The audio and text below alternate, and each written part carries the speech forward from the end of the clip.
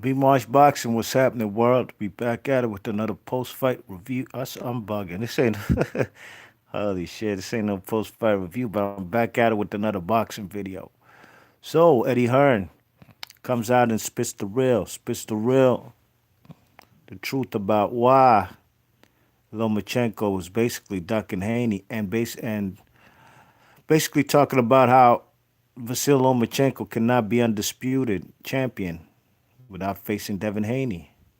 Some people can't really grasp or understand that Lomachenko is basically holding a fake ass belt. He's fake. He's holding fake gold. You know what I mean? He's holding that Kmart a bubblegum machine kind of jewelry. You know what I'm saying? While other champions are holding legit 24 karat gold type of jewelry. You know what I'm saying? That's what it comes down to. The man is holding fool's gold. And I'm going to read you some quotes from what this guy Eddie Hearn had to say. You know what I'm saying? You know, he's basically saying that the WBC franchise tag doesn't count for being a real world title because it's, you know, you won't be able to win or lose it in the ring, and you won't be defending against any mandatories. You know what I mean? And Eddie Hearn reiterates that the WBC champ, point blank period, is Devin Haney, and Lomachenko's belt is arguably just an honorary title. You know what I mean? It's like having an honorary degree from a university. You know what I mean? You check it. So I'm gonna read you some quotes from what Eddie Hearn had to say. All right, he said, "Quote: When Devin Haney had three regional belts with the WBC, WB, and WBO, I asked him what he wanted to do, and they said we want Lomachenko, so we want to chase him down, win the WBC. We did everything asked we did everything asked of him to chase down Lomachenko. When they went out and ordered him to fight Zaur Abdullayev in a final eliminator, he went and schooled him at Madison Square Garden to become the mandatory for Lomachenko." End quote. I gotta rebuttal that right quick because people is out here. I heard some channel out here talking about how is Devin Haney, how is Lomachenko ducking Devin Haney when Devin Haney wasn't a mandatory, and the guy said that about 5 times on this video. Are you serious? Did you not watch the guy Devin Haney's last fight against that Abdullayev guy that he stopped? That was a WBC final eliminator for the lightweight title, hence making that man Devin Haney a WBC mandatory for the winner of Vasyl Lomachenko and Luke Campbell. But originally it was supposed to be Devin Haney versus Luke Campbell. But let's keep on going with this. I just had to rebuttal that right quick because there's channels out here trying to deceive y'all who listening, talking about Devin Haney wasn't the mandatory. So how is Vasyl Lomachenko ducking him if he's not a mandatory? Dude, he is a mandatory. I ain't even gotta go berserk or spaz out on you because you know what the F you doing when you talking that nut ass shit talking about the man ain't a mandatory when he is. If you didn't watch that fight, you talk about you got the zone. I'm sure you watched that fight. Okay, let's keep it moving. Eddie Hearn's quotes. Quote, we did every okay, I think I read that already. Quote, I'll just read it again. Quote, we did everything asked of him to chase down Lomachenko. When they went and ordered him to fight Zaur Abdullayev in a final eliminator, he went and schooled him at Madison Square Garden to become the mandatory for Lomachenko. They, being in the WBC, they then decided Devin Haney can't touch Lomachenko. So we're going to make the franchise champion and Devin Haney world champion. We're delighted he's world champion and he's earned the right by chasing the very best. End quote. And Eddie Hearn also said that, Lomachenko wanted the WBC to give him the franchise title, you know what I mean? With the WBC franchise tag, Lomachenko is free from having to deal with the responsibilities and burdens of defending it against the mandatory challenges on an annual basis. and risk losing it. You check it. So that's what the WBC title franchise tag is about. And that's what Lomachenko and his team requested for. You know what I mean? And I said this for my DuckTales video when I made my DuckTales video of Lomachenko ducking Devin Haney till today. And that's a fact. You know what I'm saying? Top rank Bob Arum, that Russian manager Igor Klimas, this was all their idea. Because the WBC don't require anybody with the franchise title to make any mandatory defenses, which means they can fight whomever they please. What's worse is the franchise title can never be lost in a ring. You know what I mean? And Devin Haney didn't want that WBC title given to him. He wanted to work for that MF. You know what I'm saying? He put in work against Abdullayev in for the interim WBC lightweight title. You know what I mean? And the man put himself in position to fight the best of the best.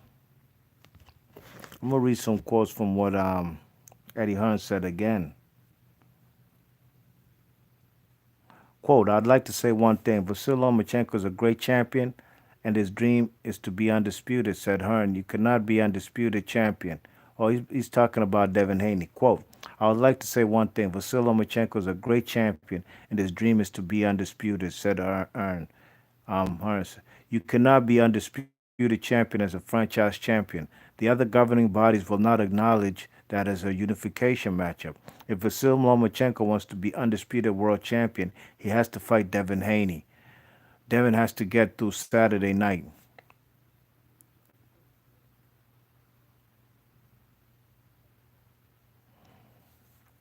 In 2020, you'll see the young man in the in all major marquee fights in boxing.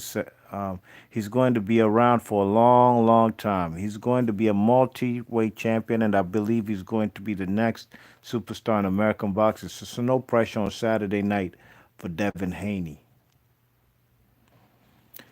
So of course, Eddie Hearn is the promoter of the man Devin Haney, so he gotta champion his guy. But he's not even really championing his guy. He's actually saying the truth. You know what I mean? There's people out here talking about Vasyl Lomachenko would have beat up Devin Haney anyways, and they keep talking about, oh, let's wait and see what he does, because he will fight Devin Haney. And man, get the f up out of here. He ain't fighting that kid. If he was gonna fight him, he would have fought him as one of his first two mandatories. That's what Vasyl Lomachenko wasn't about. I'm about to look right now, and see who's lined up in the WBC. Oh, before I even do that, I think I even know who's lined up in the WBC. If Tank Davis, I'm sorry, if Vasyl Lomachenko kept that title, he would have to face. Before I even find out, I'm gonna go off the top of my dome. He'd have to fight Devin Haney as one mandatory, and I believe Tank Davis is number two in the lightweight division of the WBC. Let me check. Let me confirm. Lightweight WBC. Yes, indeed. Vasyl Lomachenko is a franchise champ. Devin Haney is a world champion. And the number one contender in the WBC, even above Luke Campbell, is Gervonta Davis. So those would have to be two mandatories right there. Back to back, that Vasyl Lomachenko would have to face if he had to keep that WBC world title. And he ain't want to do that. It's obvious. It's obvious. Why he ain't want to fight these two young brothers, you know what I mean?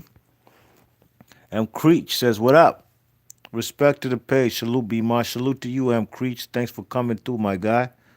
Hit that thumbs up on your way in and on your way out. And I appreciate all y'all coming through in the chat, you heard?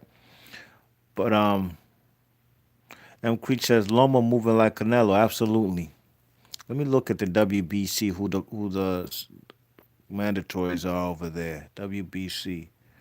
So Jamel Charlo is now the champion, and the franchise champ is Canelo. So the number one ranked contender in the WBC is Danny Jacobs at 160. They need to move him up out of there because he's fighting at 168 now. He's gonna be fighting Baby Chavez. You know what I mean? Baby Nuts Chavez. You heard? So yeah, man, that's the truth about why Vasyl Lomachenko ducked the man. It's because he ain't want to face his mandatories, and there's no way he can become undisputed unless he beats the winner of Comey versus Teofimo Lopez, which I do assume Top Rank are trying to line up because that's an in-house fight. But nobody be crying about these in-house fights, you know what I mean? When it comes to Top Rank, but they do bitch about it when it comes to PBC, hypocrisy and double standards. It doesn't just happen with the politics and the big wigs in sanctioning bodies and or promoters. The hypocrisy and double standards is also here within amongst us. It's here amongst us in the form of YouTube channels who never call out the double standards and hypocrisies. Matter of fact, like I always say, they don't even listen or play back their own videos because if they did, they'd have to check themselves before a man like me had to come on these YouTube streets and have to start checking niggas because of the double standards. You know what I mean? You can't for one say, oh, you can't for one be let me think of one crucial double standards these guys be talking about. Oh yeah, but to me, most of the double standards come with the PBC fighters and Deontay Wilder. Deontay Wilder's at the top of the PBC hate, and he's a poster child. But the double standards come where they say, oh, a fighter doesn't have to sign with a network in order to get a fight with a fight on that particular network. I.e., for example, like Bud Crawford doesn't have to sign with the PBC in order to get a fight with Errol Spence, and I agree with that 100%. But Deontay Wilder is held to different standards. He has to sign a DAZN deal in order to get a fight with Anthony Joshua, and he'd have to be there for 4 fights. How comes? You know what I mean? How comes? You check it. Why is he the exception? Why does he have to sign with the network in order to get a fight? I don't get it. You know what I mean? What's some other double standards? I might just make a video one of these days. You know what I always thought of doing, but I'm gonna hurt people's feelings and niggas might be on the edge of sanity and might be on the ledge one off themselves. That's why I just left it alone. I wanted to make like a kind of series of boxing channels that say some head scratching shit. Like you hear it and you be like, what the, did he just say that? Or just some shit that don't make sense where everybody could laugh and dig and take turns laughing about that shit. But I said, let me leave that one alone, man. I ain't trying to hurt nobody feelings, you know what I mean? J1980's in the chat. He says, hi, B Marsh. Hi, what's up with you, J80? Big ups. Thanks for coming through. You know what I'm saying? But that's what it is, and that's where we are right now. You know, the hypocrisies and the double standards are real in boxing, and it's only going to take for people who are not picking sides. You know what I mean? You check it, people who are not picking sides and then calling it down the line. You can't, for one. Here's another double standards and hypocrisies. You can't, for one, be mad at the WBC for exonerating that kid who folded up Charlie Edwards with them body shots at the flyweight division. The Mexican, he's like a Julio Cesar Martinez or something. Don't quote me. It's something like that. I know it's like 3 names. You can't be mad at the WBC for exonerating these guys for clenbuterol, which I think is wrong. They shouldn't, because now they're trying to make an excuse and say, oh, you see, Canelo wasn't really on the clenbuterol. It's just a Mexican thing. That's what we do. We eat burgers with steroids in it, whatever.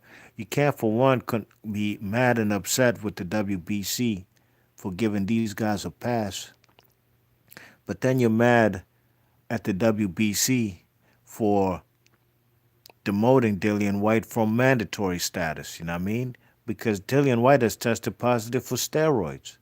You know what I'm saying? You can't do that. You can't be picking and choosing to say Dillian White should still get the mandatory, even though he's popped dirty for steroids twice, and still got dropped in that fight. Went through life and death fighting with the Colombian Canadian guy, who doesn't even have good eye vision. The guy couldn't pass a lot of tests to fight in USA.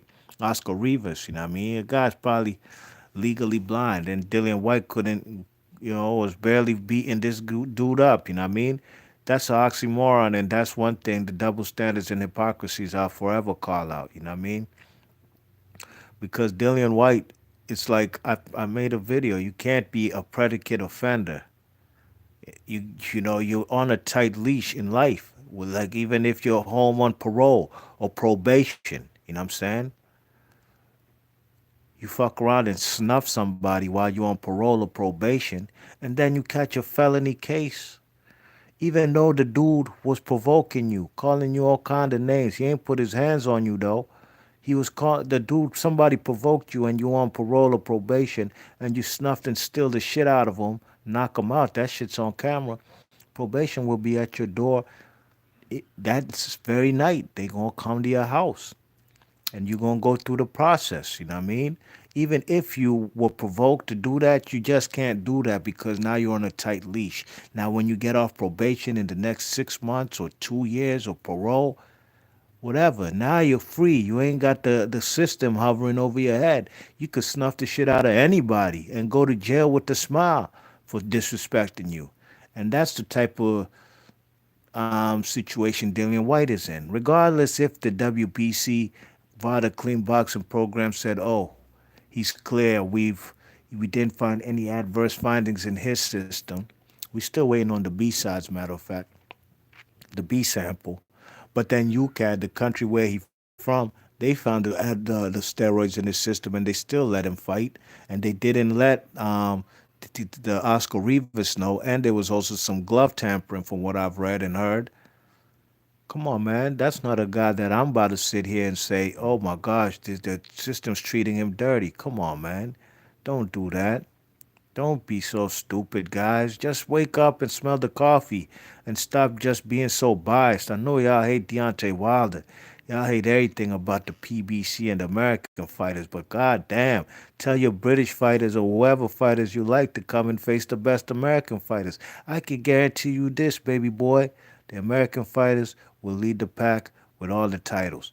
Put them European, British, whatever fighters that y'all love to champion over American fighters, put them in there against our brothers and sisters from south of the border in Mexico. I can guarantee you the Mexicans will leave up out of there with all them straps. Ask Charlie Edwards.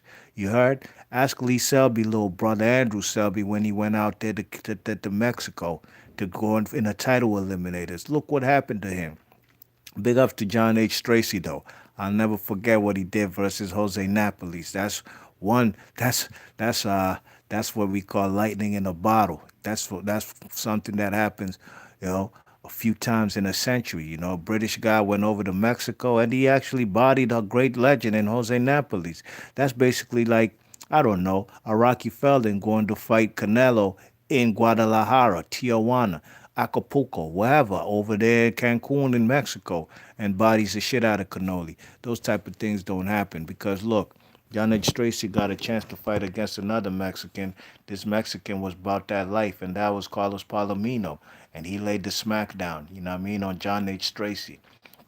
So, it is what it is, man. You know what I'm saying? And that goes the same for fellas from Africa. Bring them here against your fighter, and I'm from Kenya, East Africa. Bring them fighters from Africa, bring them all to USA and let them face the American fighters. Come on, man. Them African fighters might lose all their titles. That's just what it is, you know what I mean? But big ups to all champions around the world. It's a global sport. You know what I'm saying? It's all one love. I particularly do not hate on any fighters from any particular region of the world. I like Asian fighters. I like some British fighters. I'm not going to say I like them all. No, sir. That's what I'm not going to do. You know what I mean? Because I don't like Dillian White and his entitled ass. You know what I'm saying? But I did want Wilder to smash him to bits and take that fight since 20. 16 when he fought Chris Ariola. You know what I mean? That's neither here nor there. Who are some fighters from England I like? I used to be high on Kell Brook because he got me some money. I picked him to come over here to beat Sean Porter up, and sure enough, he did. I wish he got that unification with Jesse Vargas so he could have leverage when if he did was able to beat Jesse Vargas, but he got bamboozled to fight the man Triple G, and his career just went down the drain, down the toilet after that. You know what I mean? That's just bad management. You know what I'm saying? I've never been a fan of Amir Khan. I'm gonna keep it tall with y'all. Some other British fighters I liked. I respected Carl Froch. I did, but I did think Carl Froch got a little protected at the end of his career.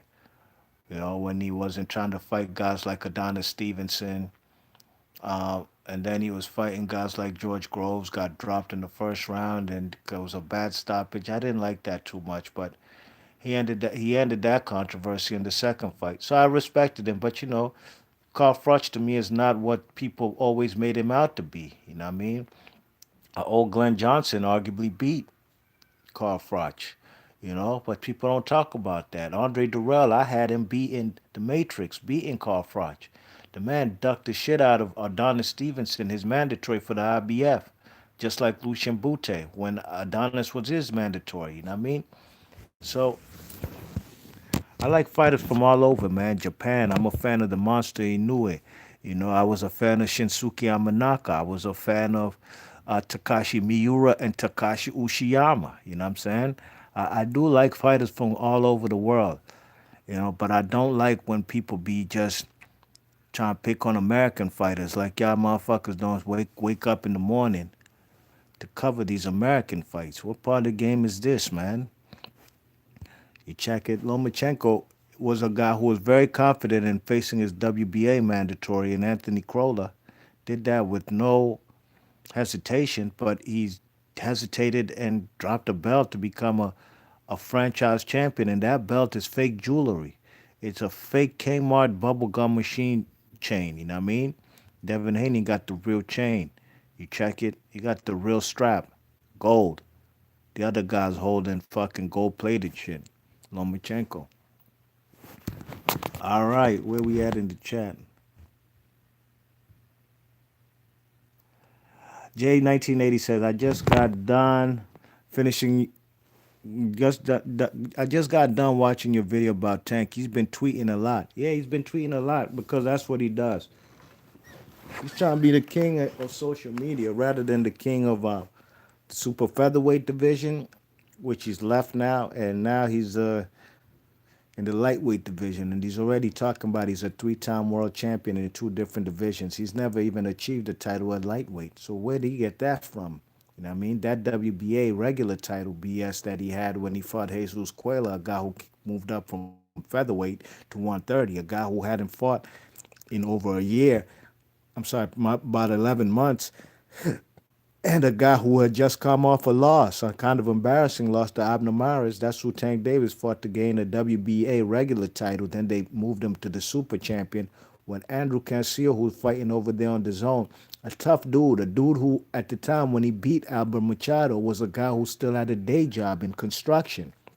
I don't know if he still does now, but the guy still had a day job. You see, that's what's wrong with boxing. How you not going to reward the guy who has a day job, who can't even put full-time training and conditioning for boxing, but he beats the man who beat the man who beat the man, but y'all ain't going to recognize him as the regular, I'm sorry, as the super champ at the WBA. You only going to give it a Tank because of popularity.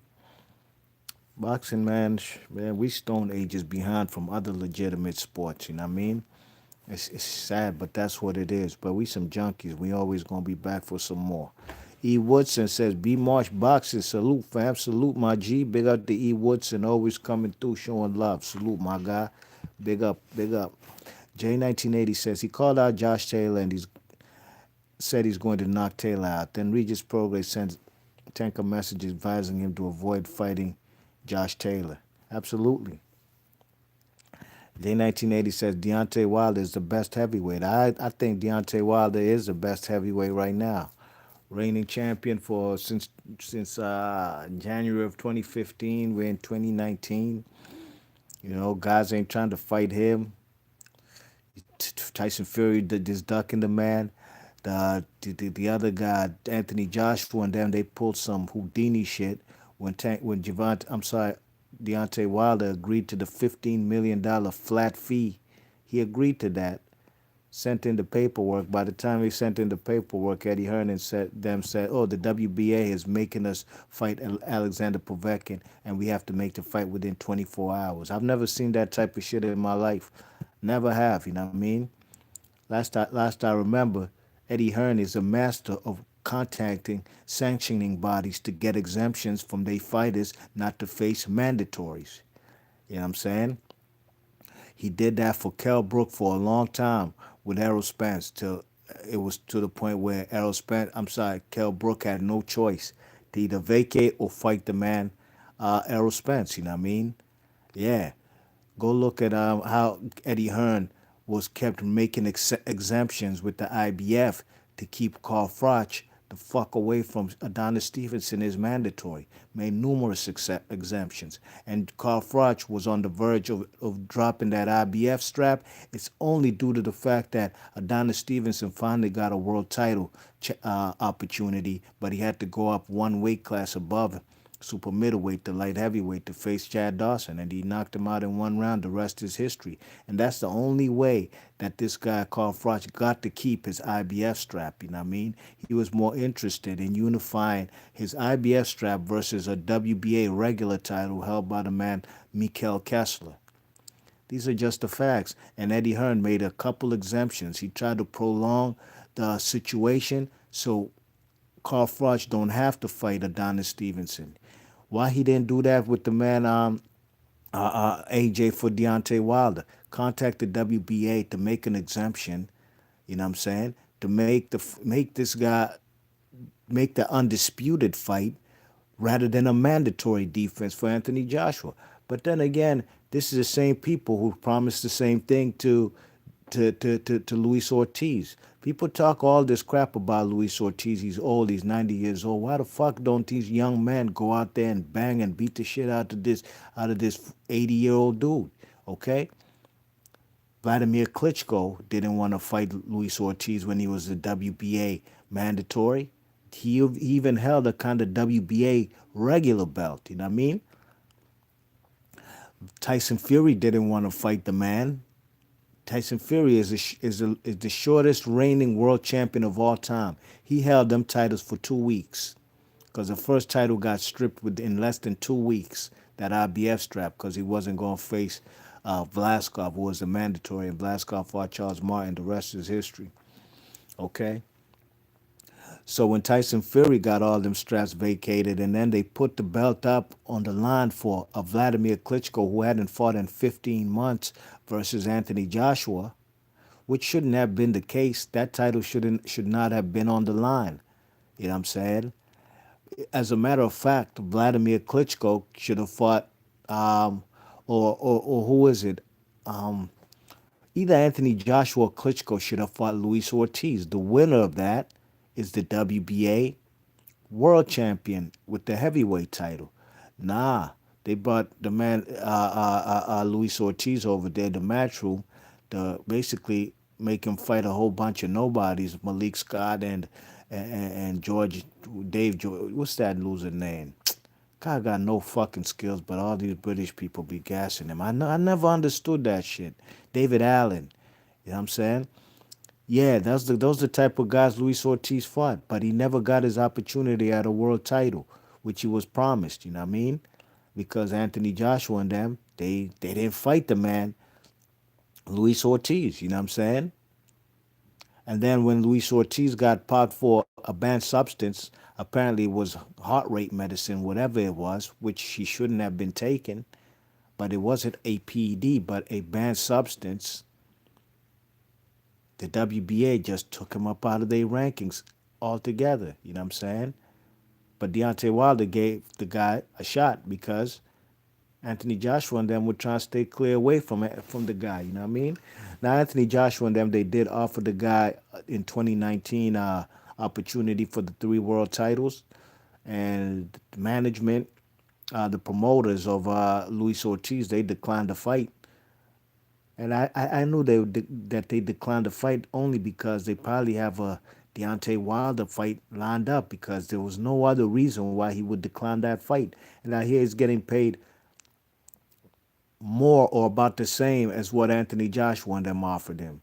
So look, man, if the man feels that he could beat Deontay Wilder and he decided to make the in-house fight because they both managed by the same two guys, so be it. I ain't mad one bit, you know what I mean? Because at the end of the day, you can't cry that he ain't getting a world title opportunity. That's what you can't do. All right? What the deal? Where we at? My guy K Mads. What the deal, K Mads? That's my dude from back in from junior high, man. Big ups to my man K Mads. He would have represent, you heard? My man down in the ATL now, man. What's happening with you, K Mads? Salute. E Woodson says exactly. They downplay the double standards in boxing. They do it to their convenience for guys that they like and guys that they don't like. You know what I mean? And that's not what I'm about. No. Deontay Wilder ain't take that 120 million. So be it. He ain't got to sign to a network just to get an Anthony Joshua fight. That's what you guys said. That's what you Deontay Wilder fighter said about any other fighter that you like. He doesn't have to sign with PBC to get a fight. Well, the same applies for Deontay Wilder. He don't have to sign with Anthony Joshua with his own to get a fight. They could just fight a one fight on a one fight basis thing. Oscar De La Hoya and Trinidad, they did that one fight thing, you know what I'm saying?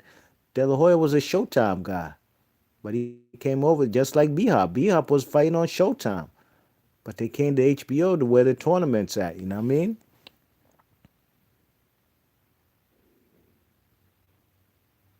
J1980 says, look what Andy Ruiz did to Joshua. Imagine what Wilder would do to him. Hearn knows Joshua don't want that Wilder smoke. I think Hearn knows, and also his pops, Barry Hearn, you know what I mean? I think that's what it is. They're not confident in that guy. They know what we do know now. That guy ain't got a that guy's too robotic and he ain't got a good chin. And he goes down easy. And he tires, he gasses out so fast. And he just doesn't, to me, in my opinion, from what I see, he don't have the heart of a champion. You know what I'm saying? As far as I don't see that grit, that you know what I mean? Like trying to overcome obstacles. Some may say, oh, he overcame obstacles versus Vladimir Klitschko. Sure enough, I'll give him credit for that one, you know what I mean? But I guess he thought that them type of scenarios wouldn't occur again. And he just basically laid down versus Andy Ruiz. The guy could have continued, but you keep spitting your mouthpiece out, turning your back when you're getting hit with body shots. That right there is body language suggesting that you don't want no more. And you might be an Anthony Joshua fan, and I'm not saying you in particular, J1980. A person may be a Anthony Joshua fan and may not want to come down to grips with the reality and might not want to believe that that's the case. You don't have to, but that's what a lot of people saw. But it is what it is. E. Woodson says Eddie Worm, the germ, can't get away with them politics forever. No, he can't, and it obviously happened on June 7th, or was it June 1st? Whenever he fought with Anthony Joshua and Ruiz, you can't get away with protecting guys forever because sooner than later, chinks in their armor gonna get exposed. You know what I'm saying? It is what it is. I heard Joey DeWeco put him to sleep and gave him a concussion in sparring. If these type of guys are beating the shit out of the so-called quote-unquote heavyweight champion of the world with 3 belts, they punishing him in sparring.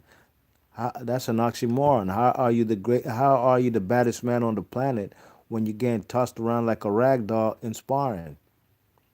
That shit don't make sense. It don't go together just like oil and water. You know what I'm saying? It don't mix. G. Collis says J8 to J1980. If you don't want to smoke, then why offer him 120 million to fight? J1980 asks, was that offer genuine though? I just told you, Jay Collis, why Anthony Joshua and them played Deontay Wilder when they was ready for the fight. Deontay Wilder refused 12.5 million. These cheapskates offered him 15 million flat fee, and he didn't want it. But then he finally decided to take it. And when he decided to take it, because they thought that that Wilder wouldn't take that lowball offer, he called a bluff. Then all of a sudden, they didn't want no smoke. That's what I'm telling you. As far as they talked about the WBA is mandating that they make the Alexander Povetkin a WBA mandatory fight immediately within 24 hours. Otherwise, he'll get stripped. I just told you, gave you numerous reasons and situations where Eddie Hearn tries to make exemptions for his fighters to maybe have a step aside or try to prolong the situation where the fighter can get another voluntary defense. But at the end of the day, we also got to blame the WBA with Eddie Hearn, just like we got to blame the WBC for Canoli and Lomachenko for agreeing to these stipulations that allow fighters to duck and block undisputed fights. You know what I mean? We're not going to say that it's Al Heyman because you don't know what Al Heyman thinks. You don't know what he says. You don't know his thought process. You never heard an interview from the guy. But we do know that the WBA blocked that fight from Undisputed from happening in order for us, the boxing public, to see a fight we didn't really care for, Anthony Joshua versus Povetkin. But let these Anthony Joshua fanatics tell you, and I know them. I know them well. These guys never really had respect for Povetkin. Nobody gave two F's about Povetkin. But after Anthony Joshua fights him, Povetkin's a great fighter. Povetkin has been a top 10 fighter for so many years. Povetkin's left hook, Povetkin this, Povetkin that. Yeah, I'm not buying that BS. Anyway, shout out to J1980, G. Cullis, E. Woodson, my man K. Mads. That's a dude I know in real life. Salute my G. K. Meadows. Salute to J1980, E. Woodson. Salute to everybody. M. Cree, shout out to all y'all coming through in the chat. Please share and subscribe. Leave your thoughts and comments. And let me know what y'all think about Eddie Hearn exposing the man, Vasyl Lomachenko. And just reiterating what I've been said, and anybody who has common sense knows why the man Lomachenko vacated them straps. J1980 says, keep up the great work, B. Marsh. You have one of the best boxing discussion channels on YouTube. Man, big ups, man. That means a whole lot, man, J1980. I try to keep it a buck with y'all. I try to keep it tall with y'all, because I'm a grown man with kids, man. I don't have any room in my life to be a fanboy. I don't. I'm not gonna be there. Some people still hurt by Anthony Joshua. They still have nightmares about that loss. You know what I'm saying? I'm a grown man, and I can't be. I got too many issues in life to worry about. You know what I mean? You check it, paying my kids' school fees, handling business, paying bills. You know what I'm saying? Just running a business. You know what I mean? I got many things. Those type of things will give me nightmares more than any boxers, men without coming to the ring with no shirts on. I'm not concerned about whether they win or lose. They're not gonna give me nightmares. That's what I'm not gonna do. You know what I mean? That's what I'm not gonna do. I'm gonna keep it tall with y'all. Keep it a buck. I'd love to support the man Tank Davis. I'm not from Baltimore. You know what I'm saying? I don't consider Baltimore the DMV. The DMV is DC, Maryland, and Virginia, the metropolitan area. If the subway don't reach where you stay at in the DC, Maryland, Virginia area, you ain't in the DMV. That's how I consider it. If the DC, Maryland buses and the metro system, if it don't if you live past the boundaries of that, so you are not in the DMV. So Baltimore's not in the DMV. But I salute them. They 45 minutes up the road from DC. You know what I mean? I want to support the guy Tank Davis. But you're not going to tell me that I'm going to keep championing a guy who's bringing guys up from lower weights to fight, and he keeps fighting for minuscule world minor league minor tier titles. You know what I mean? That's not what I'm going. I'm not going to do that. I'll do that for anybody from DC too.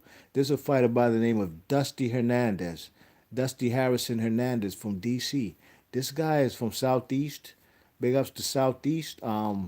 Naylor Road, Branch Ave, all them sides, Southeast DC. You know what I mean?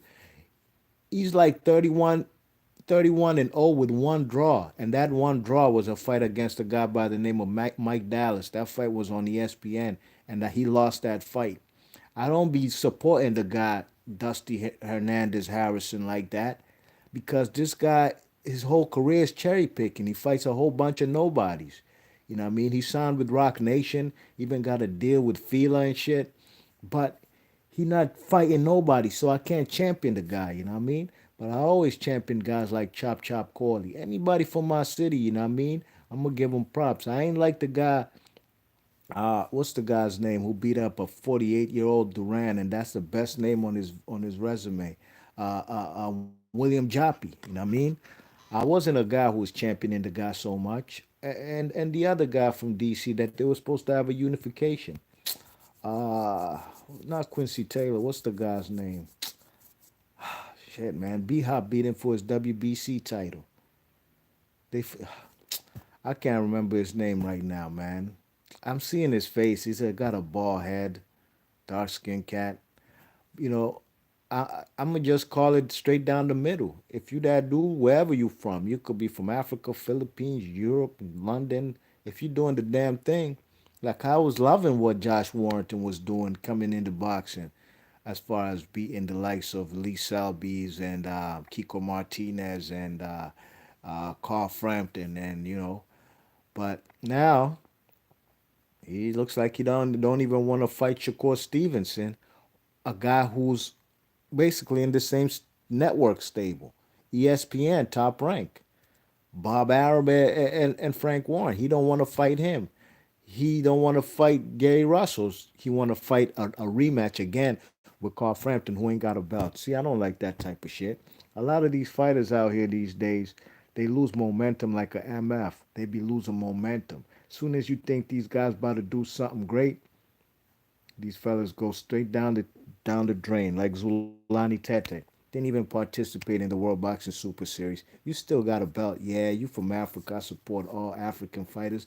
But you ain't doing nothing, man. You ain't fighting the likes of none of the guys in the tournament. So your momentum is plummeting. You know what I mean? Miguel Burchout.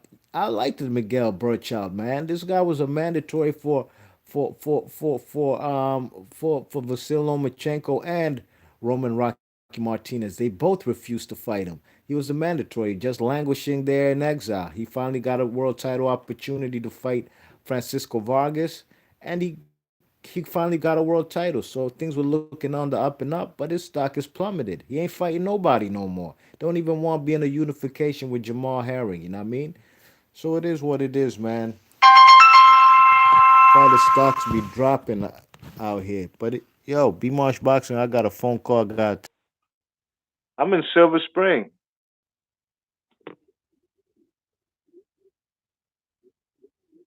Nah, not at the moment.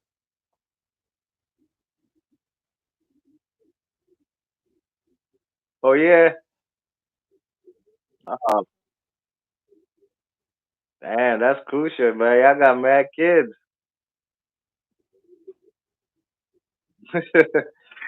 Yeah.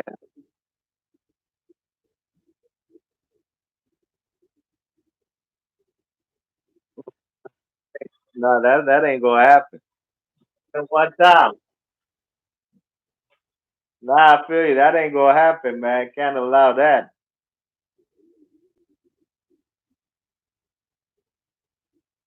I feel you.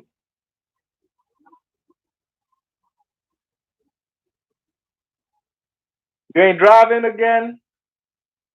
Yeah. Okay. You in Baltimore? And what you was trying to sell? That iPhone XS? Hmm.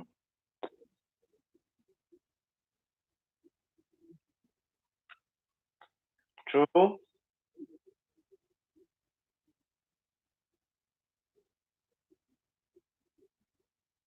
Yeah. Okay. Man, if you can line up a couple items, I can maybe catch the Mark train to Baltimore or something. If it's worth it. Huh? No, I'm saying I could catch a train to Baltimore City. I mean, that's what I'm saying. If you can get a couple items, more than one, which will make it worth my trip. You know what I mean?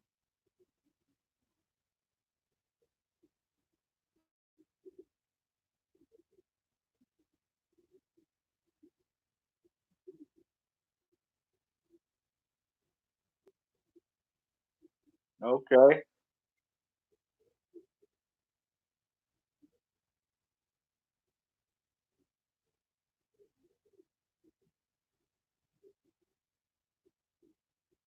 I feel you, man. I hear what, man. Let me find out if I can.